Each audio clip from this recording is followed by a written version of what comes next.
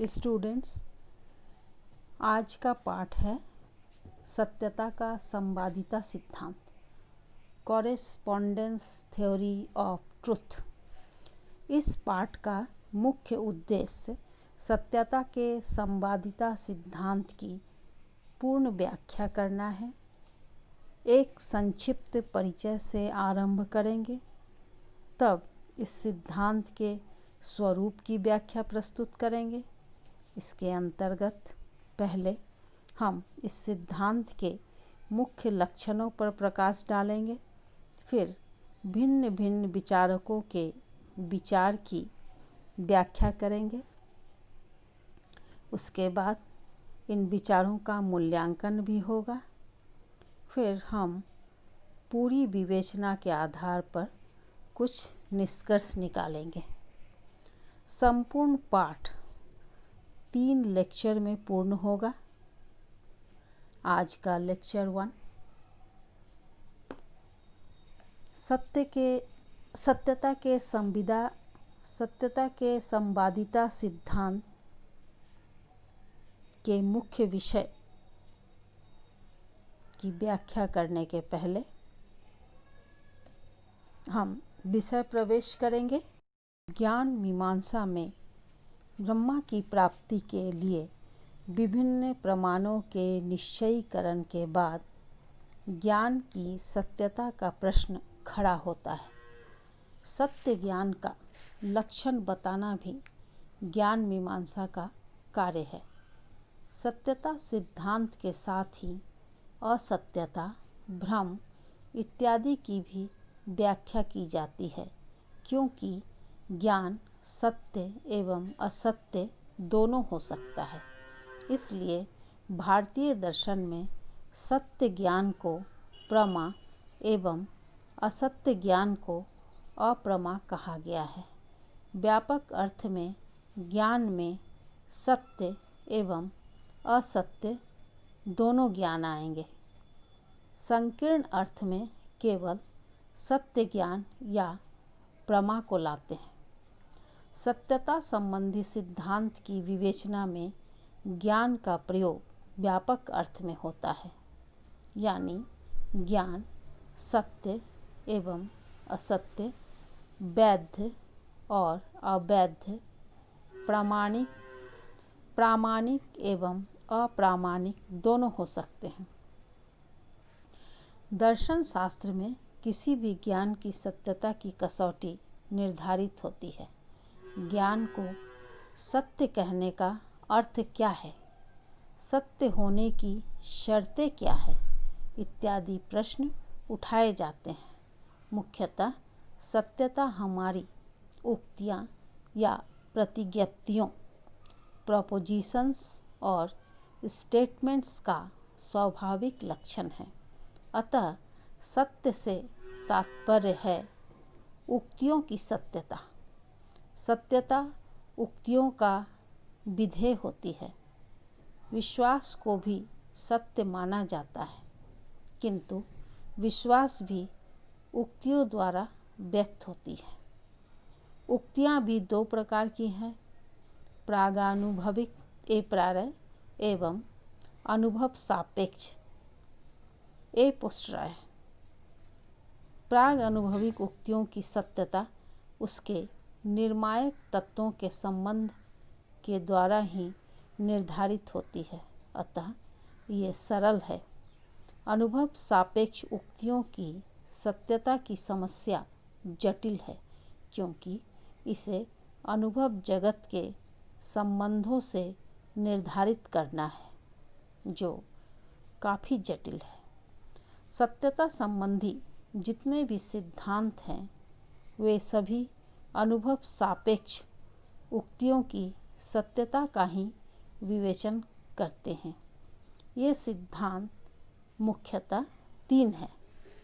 पहला, सत्यता का संवादितावाद सिद्धांत, कॉरेस्पॉन्डेंस थ्योरी ऑफ ट्रुथ। दूसरा, सत्यता का सामंजस्यवाद सिद्धांत, कोहेरेंस थ्योरी ऑफ ट्रुथ। तीसरा, सत्यता का व्यवहारिकवाद सिद्धांत, प्रैग्मैटिक थ्योरी ऑफ ट्रुथ। इस लेक्चर में हम संवादिता सिद्धांत की विवेचना करेंगे। इस सिद्धांत की मुख्य विशेषताएं निम्नलिखित है। पहला, सत्यता उक्तियों या प्रतिज्ञप्तियों का विधेय होता है। संवादितावाद के अनुसार किसी भी प्रतिज्ञप्ति की सत्यता विश्व के किसी तथ्य के साथ उसकी संवादिता यानी अनुकूलता यानी अनुरूपता में निहित है। ज्ञान तथा तथ्य के बीच संवाद या मेल सत्यता की केवल परिभाषा ही नहीं है, बल्कि यह संवादिता उसकी सत्यता की कसौटी है। दूसरा, यहाँ पर तथ्य की अवधारणा अत्यंत महत्वपूर्ण है। तथ्य कोई पदार्थ या वस्तु नहीं होता।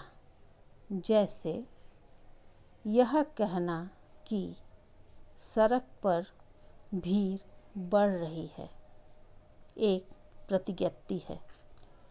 सड़क पर भीड़ का बढ़ना एक तथ्य है, जिससे संवादिता होने से यह कथन या प्रतिज्ञप्ति सड़क पर भीड़ बढ़ रही है सत्य कहा जाएगा।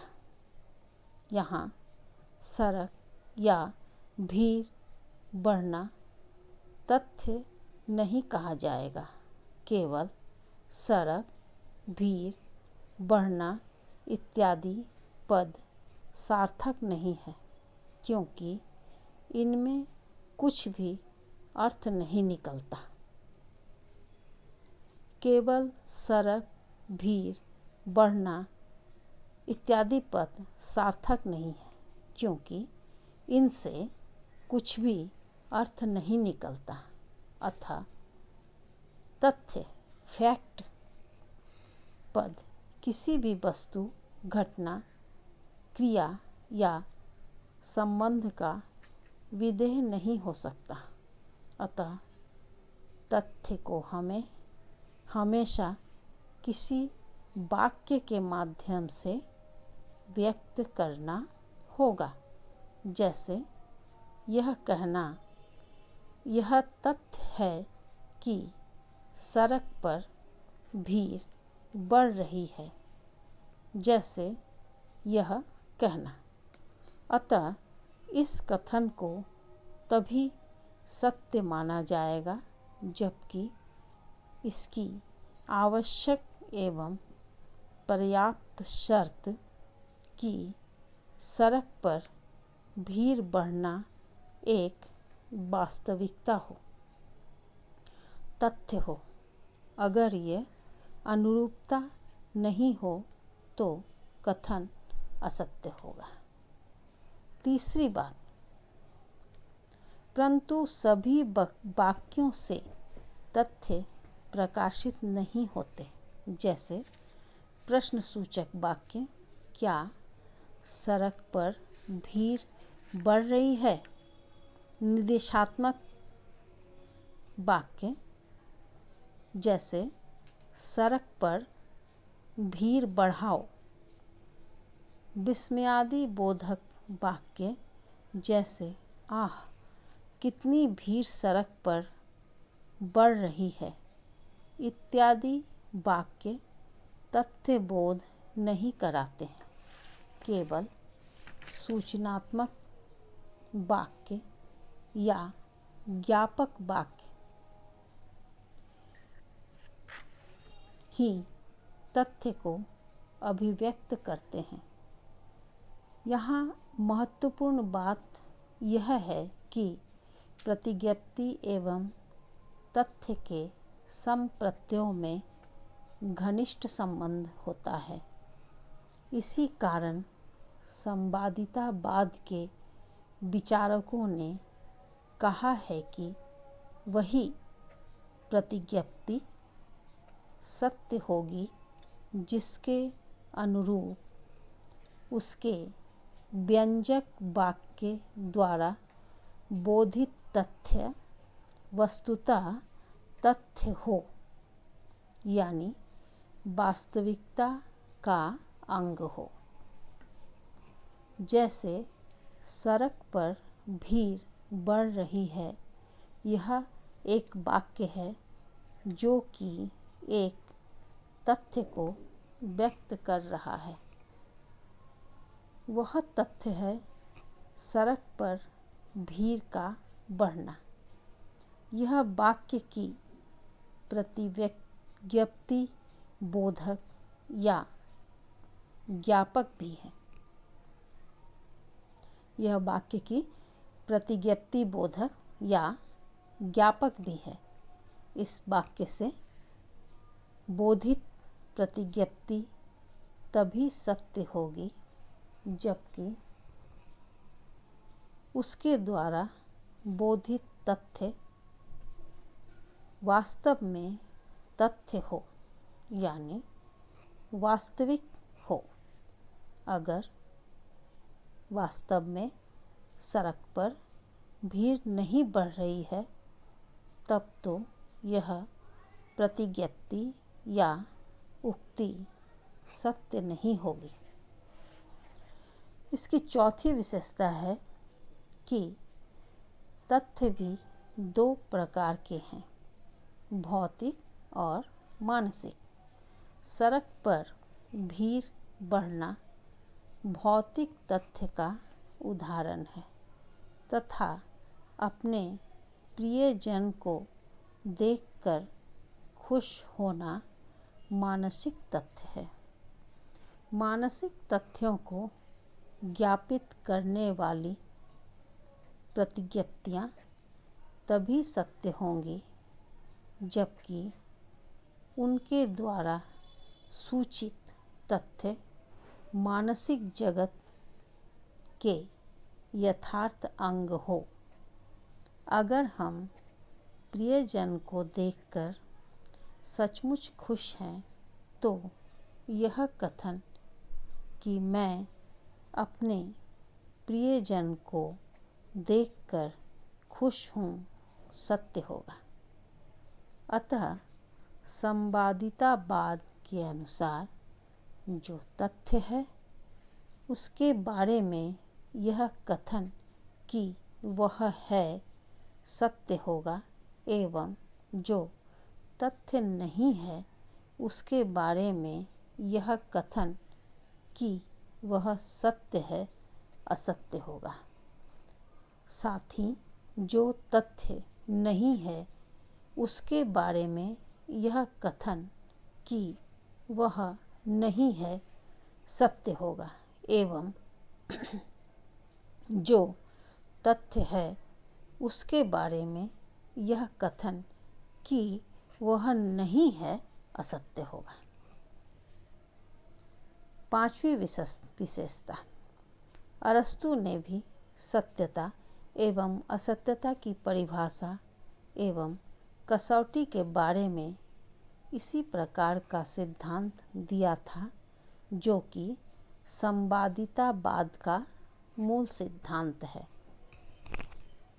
जिस प्रतिज्ञप्ति का संवादी तथ्य है वह सत्य है, जिसका नहीं है वह असत्य है।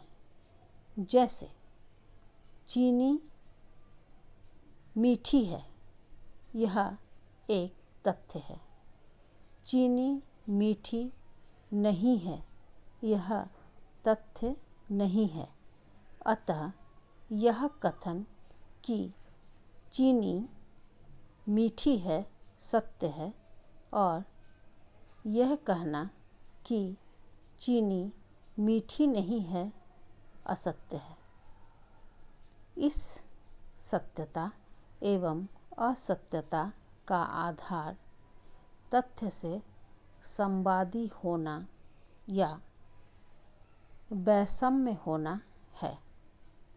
स्पष्टतः एक ही तथ्य यानी चीनी का मीठा होना दो प्रतिज्ञप्तियों चीनी मीठी है एवं चीनी मीठी नहीं है को क्रमशः सत्य एवं असत्य बनाता है। छठी बात, उपर्युक्त विश्लेषण से यह स्पष्ट है कि असत्य जैसे चीनी ना मीठी है एवं निषेधात्मक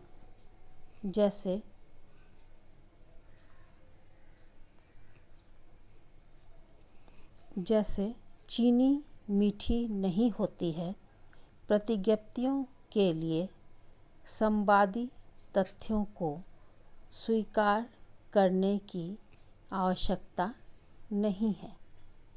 एक ही तथ्य यानी चीनी का मीठा होना दो प्रतिज्ञप्तियों चीनी मीठी है एवं चीनी मीठी नहीं है को क्रमशः सत्य एवं असत्य बताती है। असत्य या निषेधात्मक तथ्य को मानना बेतुका सा है। अतः रसेल ने जो पहले इसे माना था बाद में अस्वीकार कर दिया। 7th पॉइंट, एक बात ध्यान देने की है कि साधारण विचार में प्रत्यय एवं तथ्यों के बीच संवादिता को सत्य कहते हैं एवं असंवादिता को असत्य।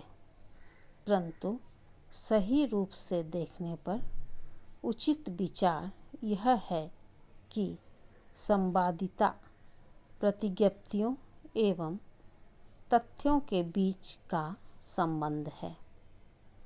प्रत्यय सत्य एवं असत्य अपने में नहीं हो सकते। प्रत्यय सत्य एवं असत्य अपने में नहीं हो सकते। जैसे मीठापन प्रत्यय अपने में सत्य या असत्य नहीं होगा। जब हम इसे अन्य प्रत्यय जैसे चीनी से संबंधित करके प्रतिज्ञप्ति बनाते हैं कि चीनी मीठी है, तभी इसके सत्य या असत्य होने की बात उठती है। धन्यवाद। अगले लेक्चर में हम सत्यता के संवादिता सिद्धांत को मानने वाले विभिन्न विचारकों के मत को आपके सामने रखेंगे।